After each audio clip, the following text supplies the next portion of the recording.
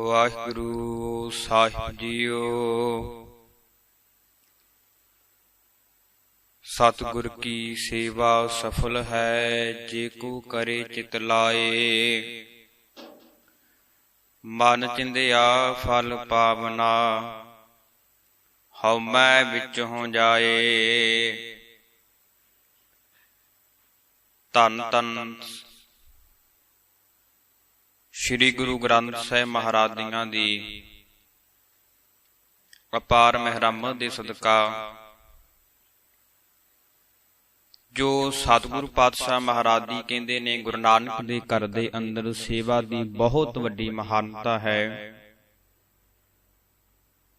ਸੋ ਜਿੰਨੀ ਕੁ ਗੁਰੂ ਨੇ ਮੱਤ ਸਮੱਤ ਬਖਸ਼ੀ ਹੈ,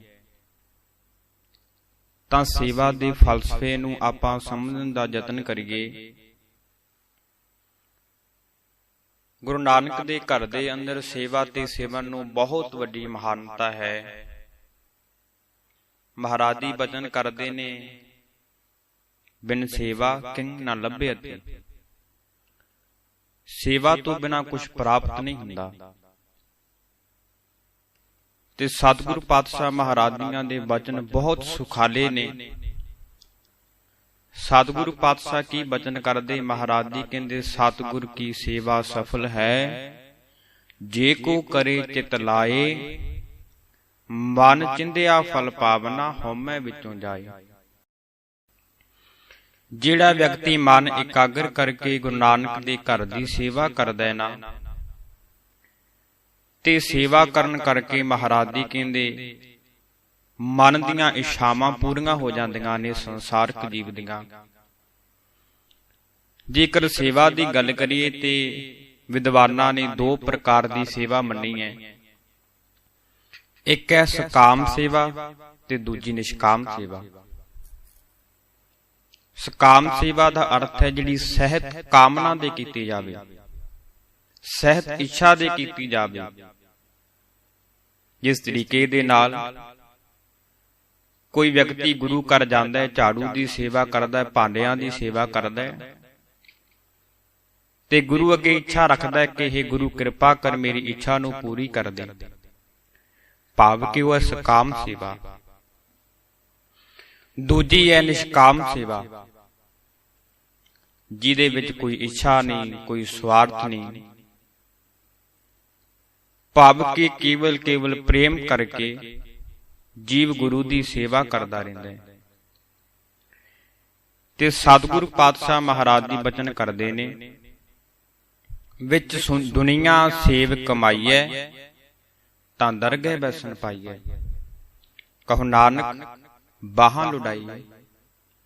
ਮਹਾਰਾਜ ਜੀ ਕਹਿੰਦੇ ਜਿਹੜਾ ਗੁਰੂ ਨਾਨਕ ਦੇ ਘਰ ਦੇ ਅੰਦਰ ਸੇਵਾ ਕਰਦਾ ਹੈ, ਤੇ ਮਹਾਰਾਜ ਜੀ ਕਹਿੰਦੇ ਦਰਗਾਹ ਦੇ ਵਿੱਚ ਉਹਨਾਂ ਨੂੰ ਥਾਂ ਮਿਲਦੀ ਹੈ। ਭਾਵ ਕਿ ਸੇਵਾ ਤੋਂ ਬਿਨਾ ਜੀਵ ਸੰਸਾਰ ਦੇ ਵਿੱਚ ਗੁਰੂ ਨਾਨਕ ਦੇ ਘਰ ਦੇ ਅੰਦਰ ਸਖਣਾ ਮੰਨਿਆ ਜਾਂਦਾ ਹੈ। ਜੇਕਰ ਦੇਖਿਆ ਜਾਵੇ, ਜੇਕਰ ਸੰਸਾਰ ਦੇ ਜੀਵ ਕੋਲ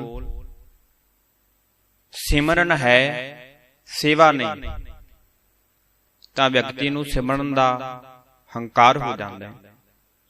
ਪਰ ਜੇਕਰ ਸੇਵਾ ਤੇ ਸਿਮਰਨ ਦੋਨੇ ਪਹਿਲੂ ਗੁਰੂ ਨਾਨਕ ਦੇ ਘਰ ਦੇ ਅੰਦਰ ਬਰਾਬਰ ਚੱਲਦੇ ਨੇ, ਤੇ ਉਸ ਵਿਅਕਤੀ ਨੂੰ ਸੰਸਾਰ ਤੇ ਰਹਿੰਦਿਆਂ ਗੁਰੂ ਨਾਨਕ ਦੇ ਘਰ ਦੇ ਅੰਦਰ ਰਹਿੰਦਿਆਂ ਜੋ ਬਖਸ਼ਿਸ਼ਾਂ ਮਿਲਦੀਆਂ ਨੇ, ਉਹ ਕਹਿਣ ਤੋਂ ਕਥਨ ਤੋਂ ਪਰੇ ਨੇ। ਇਤਿਹਾਸ ਦੇ ਪੱਖ ਨੂੰ ਵੇਖੀਏ, ਧੰਨ ਗੁਰੂ ਅੰਗਦ ਦੇ ਮਹਾਰਾਜ ਦੀਆਂ ਨੇ, ਜਿਨ੍ਹਾਂ ਦਾ ਪਹਿਲਾ ਨਾਮ ਭਾਈ ਲਹਿਣਾ ਜੀ ਹੈ। ਬਾਬਾ ਲਹਿਣਾ ਜੀ ਨੇ ਧੰਨ ਗੁਰੂ ਨਾਨਕ ਦੇ ਮਹਾਰਾਜ ਦੀਆਂ ਦੀ ਸੇਵਾ ਕੀਤੀ, ਤੇ ਸੇਵਾ ਦੇ ਕਰਕੇ ਜੋ ਬਖਸ਼ਿਸ਼ਾਂ ਮਿਲੀਆਂ, ਮਹਾਰਾਜ ਦੀਆਂ ਨੇ ਆਪਣੀ ਗੁਰਗੱਦੀ ਆਪਣੇ ਪੁੱਤਰਾਂ ਦੀ ਬਜਾਏ ਧੰਨ ਗੁਰੂ ਅੰਗਦ ਦੇ ਮਹਾਰਾਜ ਦੀਆਂ ਨੂੰ ਦੇਣੀ ਕੀਤੀ। ਇੱਥੇ ਹੀ ਬਸ ਨਹੀਂ, ਧੰਨ ਗੁਰੂ ਅੰਗਦ ਦੇ ਮਹਾਰਾਜ ਦੀਆਂ ਦੀ ਸੇਵਾ ਬਾਬਾ ਅਮਰਦਾਸ ਜੀ ਨੇ ਕੀਤੀ। ਜੇਕਰ ਦੇਖਿਆ ਜਾਵੇ, ਸੇਵਾ ਦੀ ਕੋਈ ਉਮਰ ਨਹੀਂ ਹੁੰਦੀ। ਬਜ਼ੁਰਗ ਅਵਸਥਾ ਦੇ ਵਿੱਚ ਬਾਬਾ ਅਮਰਦਾਸ ਨੇ ਗੁਰੂ ਅੰਗਦ ਦੇ ਮਹਾਰਾਜ ਦੀਆਂ ਦੀ ਗਾਗਰ ਢੋਣ ਦੀ ਸੇਵਾ ਕੀਤੀ, ਮਹਾਰਾਜ ਦੀਆਂ ਨੂੰ ਜਲ ਲਿਆ ਕਰਕੇ ਇਸ਼ਨਾਨ ਕਰਾਉਣਾ। ਤੇ ਸਤਿਗੁਰ ਪਾਤਸ਼ਾਹ ਮਹਾਰਾਜ ਦੀਆਂ ਨੇ 12 ਬਖਸ਼ਿਸ਼ਾਂ ਕੀਤੀਆਂ ਧੰਨ ਗੁਰੂ ਅਮਰਦਾਸ ਮਹਾਰਾਜ ਦੀਆਂ ਨੂੰ। ਆਪਣੀ ਜਿੱਥੇ ਗੁਰਗੱਦੀ ਦਿੱਤੀ ਉੱਥੇ 12 ਬਖਸ਼ਿਸ਼ਾਂ ਕੀਤੀਆਂ ਕਿ ਮਹਾਰਾਜ ਦੀ ਆਪ ਨਿਤਾਣਿਆਂ ਦੇ ਤਾਨ ਹੋ, ਨਿਮਾਣਿਆਂ ਦੇ ਮਾਨ ਹੋ, ਨਿਉਟਿਆਂ ਦੀ ਉੱਟ ਹੋ, ਨਿਆਸਰਿਆਂ ਦੇ ਆਸਰੋ, ਨਿਗੱਤਿਆਂ ਦੀ ਗੱਤ ਹੋ, ਨਿਪੱਤਿਆਂ ਦੀ ਪੱਤ ਹੋ ਆਦਿਕ ਮਹਾਰਾਜ ਦੀਆਂ ਨੇ ਬਖਸ਼ਿਸ਼ਾਂ ਬਾਬਾ ਅਮਰਦਾਸ ਜੀ ਉੱਪਰ ਸੇਵਾ ਕਰਕੇ ਕੀਤੀਆਂ। ਸੰਸਾਰ ਦੇ ਲੋਕ ਬਾਬਾ ਜੇਠਾ ਨੂੰ ਯਤੀਮ ਆਖਦੇ ਨੇ। ਜਿਸ ਦਿਨ ਬਾਬਾ ਜੇਠਾ ਜੀ ਦੇ ਮਾਤਾ ਪਿਤਾ ਚੜ੍ਹਾਈ ਕਰ ਗਏ, ਸੰਸਾਰ ਦੇ ਲੋਕ ਕਹਿੰਦੇ ਨੇ ਕਿ ਬਾਬਾ ਜੇਠਾ ਦਾ ਪਰਛਾਵਾਂ, ਕਿ ਬਾਬਾ ਜੇਠਾ ਜੀ ਯਤੀਮ ਹੋ ਗਏ, ਉਹਨਾਂ ਦਾ ਪਰਛਾਵਾਂ ਸਾਡੇ ਬੱਚਿਆਂ ਦੇ ਉੱਪਰ ਨਾ ਪਵੇ। ਜਿਸ ਦਿਨ ਨਗਰ ਨੂੰ ਛੱਡ ਕਰਕੇ ਜਾਂਦੇ ਨੇ, ਨਾਨੀ ਲੈ ਕਰਕੇ ਜਾਂਦੀ ਹੈ ਨਾ, ਤੇ ਪਿੰਡ ਦੇ ਲੋਕ ਬੂਹੇ ਬੰਦ ਕਰ ਲੈਂਦੇ ਨੇ। ਪਰ ਐਸੀ ਸੇਵਾ ਕੀਤੀ ਧੰਨ ਗੁਰੂ ਅਮਰਦਾਸ ਮਹਾਰਾਜ ਦੀਆਂ ਦੀ ਬਾਬਾ ਜੇਠਾ ਜੀ ਨੇ, ਜਿਹੜੇ ਸੰਸਾਰ ਦੇ ਲੋਕ ਯਤੀਮ ਕਹਿੰਦੇ ਸਨ, ਅੱਜ ਉਸ ਦਰ ਦੇ ਉੱਪਰ ਲੱਖਾਂ ਸੰਗਤਾਂ ਧੰਨ ਗੁਰੂ ਰਾਮਦਾਸ ਮਹਾਰਾਜ ਦੀਆਂ ਦੇ ਦਰਸ਼ਨ ਕਰਨ ਦੇ ਵਾਸਤੇ ਘੰਟਿਆਂ ਬੱਧਾ ਸਮਾਂ, ਬੜਾ ਲੰਬਾ ਸਮਾਂ ਲਾਈਨਾਂ ਦੇ ਵਿੱਚ ਲੱਗ ਕਰਕੇ ਗੁਰੂ ਰਾਮਦਾਸ ਮਹਾਰਾਜ ਦੀਆਂ ਦੇ ਦਰਸ਼ਨ ਦਾ ਇੰਤਜ਼ਾਰ ਕਰਦੀਆਂ ਨੇ, ਕਦੋਂ ਗੁਰੂ ਰਾਮਦਾਸ ਮਹਾਰਾਜ ਦੀਆਂ ਦੇ ਦਰਸ਼ਨ ਹੋਣ। ਇਸੇ ਤਰੀਕੇ ਦੇ ਨਾਲ ਭਾਈ ਕਨਈਆ ਜੀ ਨੇ ਸੇਵਾ ਕੀਤੀ। ਬੜੇ ਗੁਰੂ ਨਾਨਕ ਦੇ ਘਰ ਦੇ ਸਿੱਖ ਹੋਏ, ਗੁਰੂ ਸਾਹਿਬਾਨ ਹੋਏ, ਜਿਨ੍ਹਾਂ ਨੇ ਗੁਰੂ ਨਾਨਕ ਨੂੰ ਸਾਖਸ਼ਾਤ ਰੱਬ ਮੰਨ ਕੇ ਸੇਵਾ ਕੀਤੀ, ਮਹਾਤਮਾ ਜਾਨ ਹੋਏ। ਪਰ ਇੱਕ ਇਤਿਹਾਸ ਦੀ ਛੋਟੀ ਜਿਹੀ ਘਟਨਾ ਹੈ। ਭਾਈ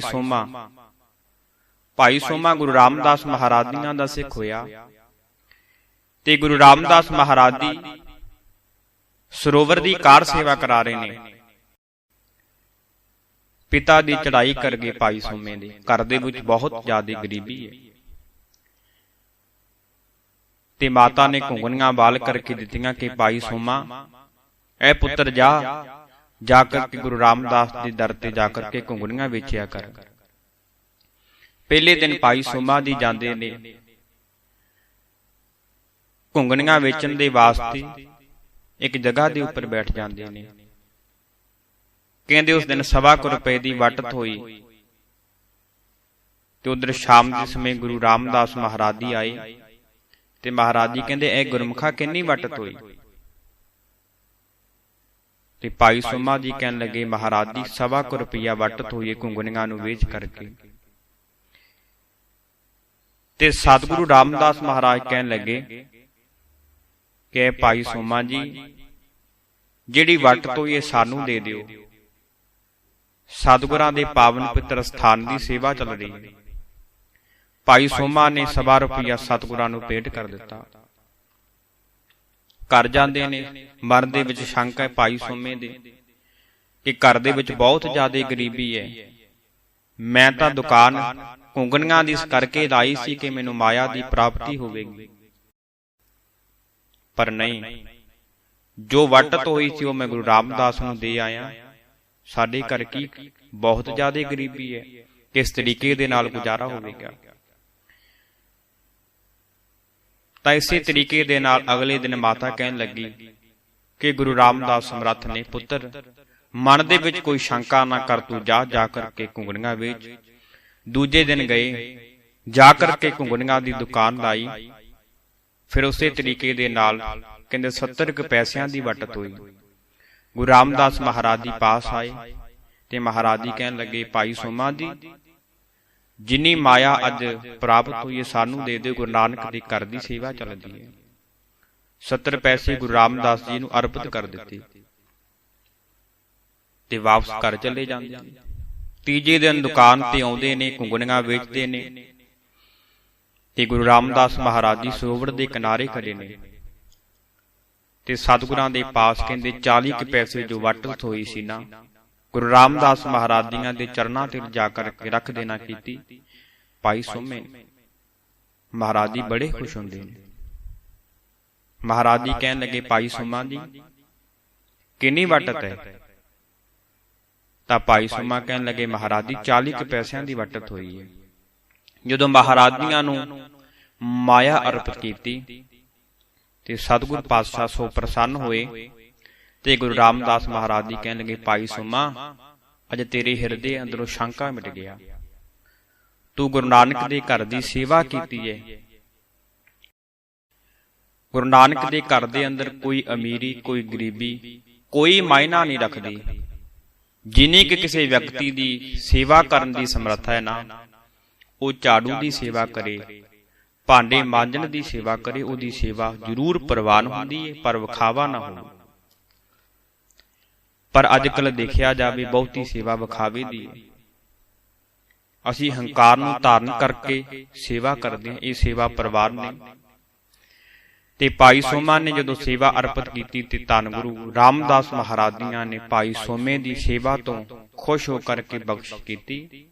ਸੋਮੇ ਸ਼ਾਹ ਗੁਰੂ ਕਾ ਸ਼ਾਹ, ਭਾਵ ਕਿ ਐਸੀਆਂ ਬਖਸ਼ਿਸ਼ਾਂ ਧੰਨ ਗੁਰੂ ਰਾਮਦਾਸ ਨੇ ਭਾਈ ਸੋਮਾ ਸ਼ਾਹ ਨੂੰ ਬਖਸ਼ਿਸ਼ ਕਰਨੀਆਂ ਕੀਤੀਆਂ।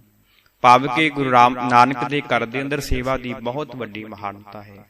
ਮਹਾਰਾਜ ਜੀ ਬਚਨ ਕਰਦੇ ਨੇ, ਹਸਤੀ ਸਿਰ ਜੋ ਅੰਕਸ ਹੈ, ਪਹਿਰਨ ਜਿਉ ਸਿਰ ਦੇ, ਮਨ ਤਨ ਆਗੇ ਰਾਖ ਕੇ ਉਭੀ ਸੇਵ ਕਰੇ। ਭਾਵ ਕਿ ਸੰਸਾਰ ਦਾ ਜੀਵ ਸੰਸਾਰ ਦੇ ਵਿੱਚ ਰਹਿੰਦਿਆਂ ਗੁਰੂ ਨਾਨਕ ਦੇ ਘਰ ਦੇ ਅੰਦਰ ਰਹਿੰਦਿਆਂ ਮੋਹ ਤੋਂ ਉੱਪਰ ਉੱਠ ਕਰਕੇ ਇਸ ਤਰੀਕੇ ਦੇ ਨਾਲ ਮਹਾਵਤ ਲੋਕ ਹਾਥੀ ਨੂੰ ਕਾਬੂ ਕਰਦੇ ਨੇ। ਇਸੇ ਤਰੀਕੇ ਦੇ ਨਾਲ ਮਹਾਰਾਜ ਜੀ ਕਹਿੰਦੇ, ਮਨ ਤਨ ਆਗੇ ਰੱਖ ਕੇ ਗੁਰੂ ਨੂੰ ਸਮਰਪਿਤ ਹੋ ਕਰਕੇ ਸੇਵਾ ਕਰ। ਭਾਵ ਕਿ ਜਿਹੜਾ ਵਿਅਕਤੀ ਗੁਰੂ ਘਰ ਜਾ ਕਰਕੇ ਜੋੜੇ ਝਾੜਨ ਦੀ ਸੇਵਾ ਕਰਦਾ ਹੈ, ਭਾਂਡੇ ਮਾਂਜਣ ਦੀ ਸੇਵਾ ਕਰਦਾ ਹੈ, ਝਾੜੂ ਦੀ ਸੇਵਾ ਕਰਦਾ ਹੈ ਨਾ, ਉਹਦੀ ਸੇਵਾ ਗੁਰੂ ਅੱਗੇ ਪ੍ਰਵਾਨ ਹੁੰਦੀ। ਜਿਹੜਾ ਵਿਅਕਤੀ ਜਾ ਕਰਕੇ ਗੁਰੂ ਨਾਨਕ ਦੇ ਘਰ ਅੰਦਰ ਸੇਵਾ ਕਰੇਗਾ ਨਾ, ਉਹਨੂੰ ਜੋ ਬਖਸ਼ਿਸ਼ਾਂ ਮਿਲਣਗੀਆਂ ਤੇ ਮਹਾਰਾਜ ਜੀ ਕਹਿੰਦੇ ਉਹਨਾਂ ਬਖਸ਼ਿਸ਼ਾਂ ਬਾਬਤ ਸਤਿਗੁਰੂ ਬਚਨ ਕਰਦੇ ਨੇ, ਵਿੱਚ ਦੁਨੀਆ ਸੇਵ ਕਮਾਈਐ ਤਾਂ ਦਰਗਹਿ ਬੈਸਣ ਪਾਈਐ, ਕਹੋ ਨਾਨਕ ਬਾਹਾਂ ਲੁਡਾਈਐ। ਮਹਾਰਾਜ ਜੀ ਬਚਨ ਕਰਦੇ ਨੇ, ਜਿਨ ਸੇਵ ਕੀਤੀ ਸੰਤੋਖਈ, ਤਿਨੇ ਸੱਚੋ ਸੱਚ ਤੇ ਆਇਆ, ਉਹਨੇ ਮੰਦਾ ਪੈਰ ਨਾ ਰੱਖਿਓ, ਕਰ ਸੋਕ੍ਰਿਤ ਧਰਮ ਕਮਾਇਆ। ਜੋ ਜੀਵਨ ਸੇਵਾ ਦੇ ਵਿੱਚੋਂ ਮਿਲਦਾ ਹੈ, ਉਹ ਜੀਵਨ ਕਹਿਣ ਤੇ ਕਥਨ ਤੋਂ ਪਰੇ ਹੈ। ਸੋ ਗੁਰੂ ਨਾਨਕ ਦੇ ਘਰ ਦੇ ਸਿੱਖਾਂ ਨੂੰ ਅੱਜ ਸੇਵਾ ਦੀ ਬਹੁਤ ਵੱਡੀ ਲੋੜ ਹੈ। ਮਨ ਤੇ ਤਨ ਗੁਰੂ ਅੱਗੇ ਅਰਪਿਤ ਕਰਕੇ ਸਾਨੂੰ ਸੇਵਾ ਕਰਨੀ ਚਾਹੀਦੀ ਹੈ ਗੁਰੂ ਨਾਨਕ ਦੇ ਘਰ ਦੀ। ਭਾਵੇਂ ਕਾਮ ਇੱਛਾ ਰੱਖ ਕੇ ਕਰੀਏ, ਭਾਵੇਂ ਕਿ ਕੋਈ ਇੱਛਾ ਨੂੰ ਧਾਰਨ ਕਰਕੇ ਕਰੀਏ, ਭਾਵੇਂ ਪ੍ਰੇਮ ਰੱਖ ਕਰਕੇ ਕਰੀਏ, ਜ਼ਰੂਰ ਸਾਡੀ ਸੇਵਾ ਗੁਰੂ ਅੱਗੇ ਪ੍ਰਵਾਨ ਹੋਵੇਗੀ। ਹੋਈਆਂ ਬੇਅੰਤ ਭੁੱਲਾਂ ਦੀ ਖਿਮਾ। ਵਾਹਿਗੁਰੂ ਜੀ ਕਾ ਖਾਲਸਾ, ਵਾਹਿਗੁਰੂ।